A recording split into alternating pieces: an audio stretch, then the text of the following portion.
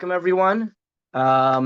We are getting ready for Pesach. Pesach is just around the corner, and on Pesach we celebrate one of the greatest Jewish leaders, the prophet Elijah Eliyahu Hanavi.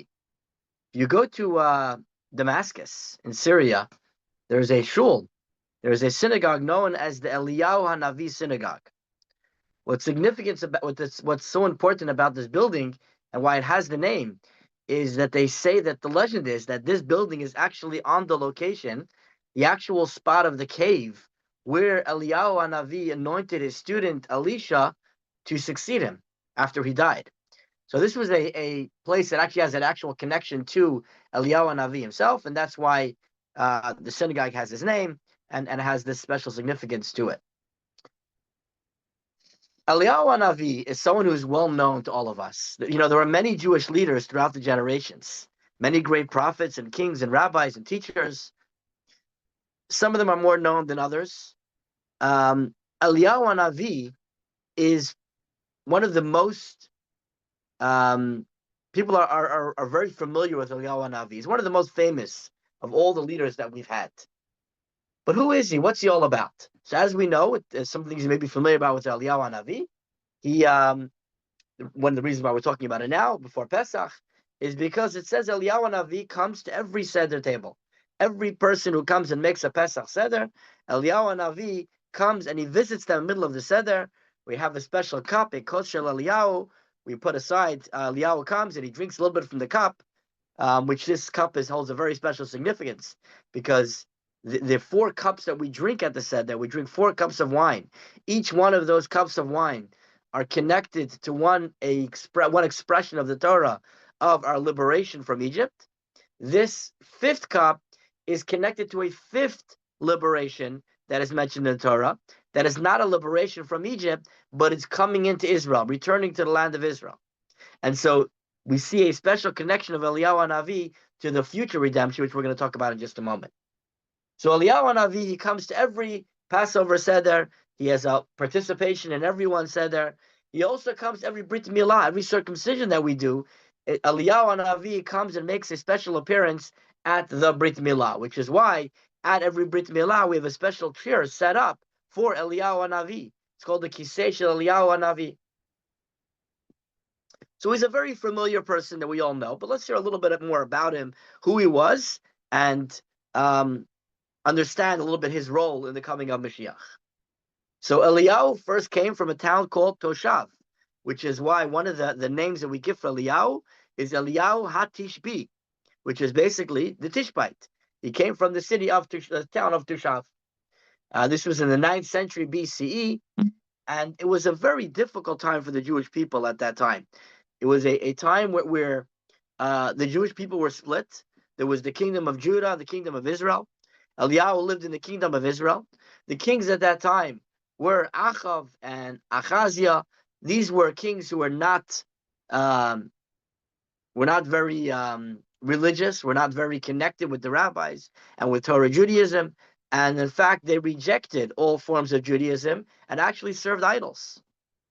And they really, more than encouraged, they forced all the Jewish people to follow them in their idol worship. So it was a very difficult time to be a prophet of God. And in fact, at that time, it was quite popular for people to be prophets of the Baal, of the Avodah Zarah, of the idol worship. And Eliyahu had to fight against this tide. He had to fight against this whole idea of idol worship being so prevalent amongst the Jewish people at that time.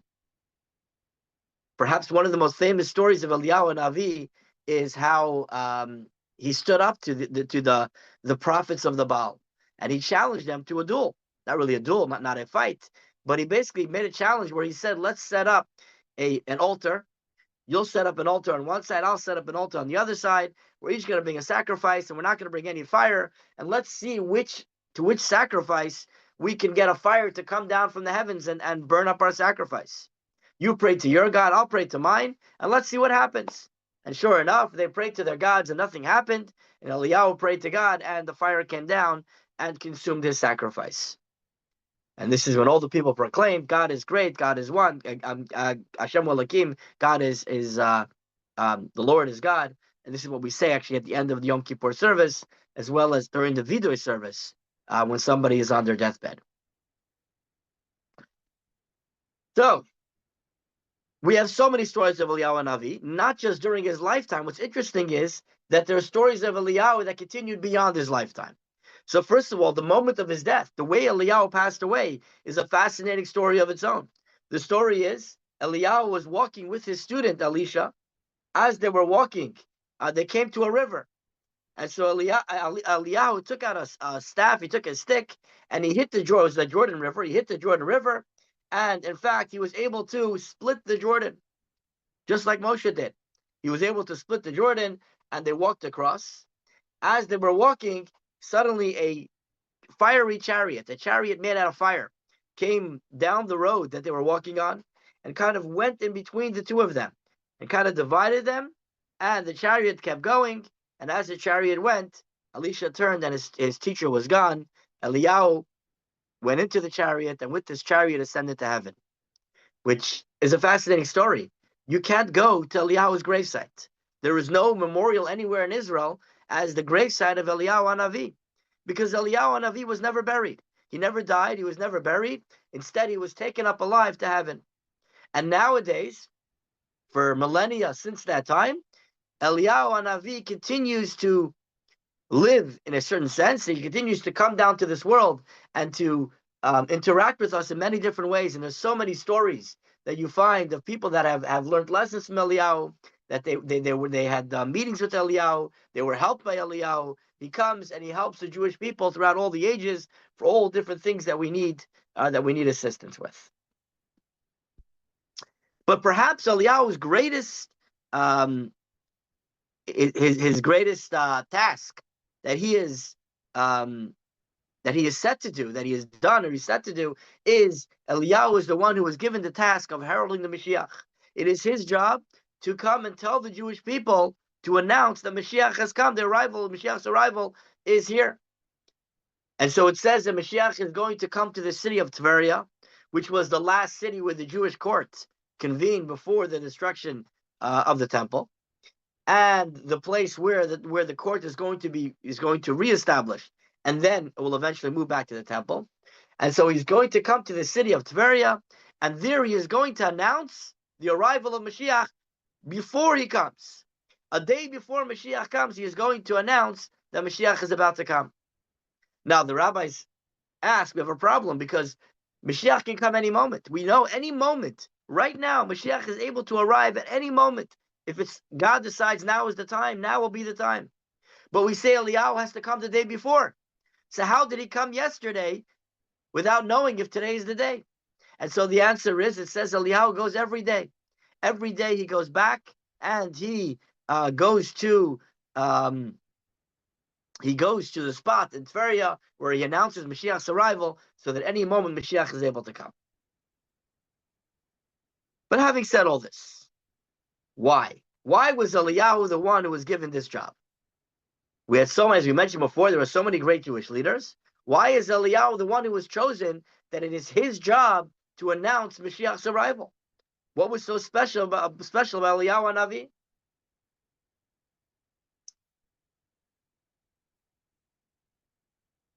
But the truth is that Eliyahu's job when he comes to announce the arrival is not just an announcement. He's not just a guy who's coming to make an announcement. He actually has a much bigger role to play. Eliyahu, when he comes, his job is going to be to answer all the questions that we have, all the unanswered questions, all the disputes that we weren't able to come to a conclusion. Everyone who has a difficulty understanding where they fit in, what's their role in the Jewish people, he is coming to be there and to help all the Jewish people get through that time and help them answer all their questions that have come up throughout the exile. And that is the job of Eliyahu Hanavi, not just to announce the arrival, but to bring about peace amongst the Jewish people when he arrives, to bring answers and solutions and peaceful times to the Jewish people. And this is something that is a job that is ideally suited to Eliyahu Hanavi. Why? Eliyahu Hanavi is the ultimate peacemaker. Eliyahu Hanavi, although he was a great holy man, He was one of the greatest of the prophets. He was so holy, like we said, he didn't die. He went up to heaven alive in a chariot of fire. But yet, Eliyahu Hanavi, who did he deal with? What were the people like in his generation that he had to deal with, that he would work with? He dealt with idol worshippers, people who were not great people, people who were very low. Those were the people that Eliyahu worked with, and he connected with, and he was spent his time trying to help them and bring them closer to God. So Eliyahu Hanavi did not refrain from dealing with people that were below his stature. He went and he dealt with everyone on their level in the best way that he could for every single person. And this is the ultimate job of a peacemaker. Someone who is able to come from the highest of levels down to the lowest of levels and bring the two together, bring godliness and idol worshippers, the Jewish people, but at the time they were idol worshippers, bring them together and connect them with God in this world. So this is the job of Eliyahu Hanavi, and the lesson for us. Well, let's first say a story. Stories are always nice. So we have a story of Chaim. Chaim was a wood chopper. His job was, in the winter, he was very busy. He would go out to the forest, and he would go with an axe, with a little wagon, not a wagon, a sled. He would go into the forest. He would chop down the trees, and he would bring it into the town and sell the firewood for people to heat up their ovens and their furnaces and their fireplaces. And this is how he made a living. Not a big living, but he survived. And this went on for many years. One year, it was a really, really tough winter. It was the snow was piled up. It was so much. It was so cold. Ideally, this would be the best year ever for Chaim's business. On the other hand, being that it was so difficult to get around, the snow was so deep, he couldn't pull his sled. He wasn't able to go and collect enough firewood. And so he was starting to starve. He wasn't making much money. He wasn't bringing in enough money to be able to take care of his family. It was getting more and more difficult as the winter went on. And his wife came to him and said, Chaim, why don't you go to the community, ask them for some charity, ask them for some help. They're able to help you. This is what it's for. But Chaim was a very proud man. He said, no, I will not take from charity. I've always been able to take care of myself, and I'm going to always continue to take care of myself. God will provide. I'm not going to take any charity. And they barely made it through the winter. The winter was finally coming to an end, and it was now right before the holiday of Passover. Passover is coming, and they have nothing. They have no money. They have no food. They have no way of celebrating Passover. What do? And so his wife suggested, I know what, we have one thing we have left in our possession is a beautiful cup that we use for the kos shel Eliyahu, the cup for Eliyahu. We have Eliyahu's cup. It's a beautiful silver goblet. Why don't we pawn off this goblet, and we will have money to celebrate Passover properly? But Chaim would not hear of it. He said, absolutely not. This is the kos shel Eliyahu. We're not going to sell it. We're not going to do that. Well, Pesach was coming. It was just days to Pesach. Chaim didn't know what to do, so he came to the rabbi's house. He knocked on the door. He says, Rabbi, I have a question. I want to know, is it permissible on Passover, we have to drink 4 cups of wine. Is it permissible, instead of drinking 4 cups of wine, to drink 4 cups of milk? Would that be okay? Now, the rabbi hears this question. He starts thinking. If he's asking about using milk, it must be he can't afford wine. And not only that he can't afford the wine, if he's asking to use milk, that means he can't afford meat either. Because you can't have milk with meat. So it must be that he has no money for wine. He has no money for meat. He probably has no money for matzah either. He is desperately poor. He has no money to do Passover. So the rabbi turned to Chaim and says, listen, Chaim, it's a very, very difficult question. I have to think about it. I don't know the answer off the top of my head. I need to spend some time studying. I don't have the time right now. So therefore, since I can't answer you, please take this money. I'll give it to you as a loan. Go out and buy wine and everything else you need for Passover. And we'll talk about after Passover. We'll come up with, we'll see the answer to the question. But for now, I can't answer you, so you have to go buy wine.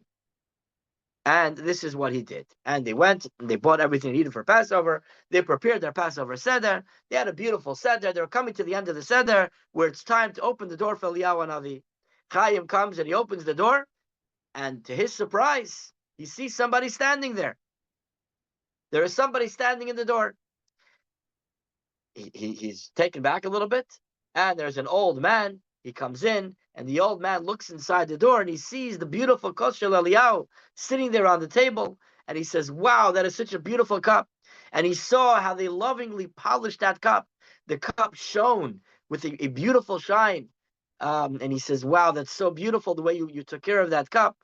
May your fortune shine on you this year like that cup is shining. And with that, he turned around and left. They finished their Seder, they finished Passover, and Chaim went back to work. He went into the forest. By now the snow melted. He was able to cut some wood. And as he's going, suddenly his sled got stuck on something. So he looked to see what was there on the floor. He bent down and he found a gold coin. He picked it up and started pushing the snow around a little bit.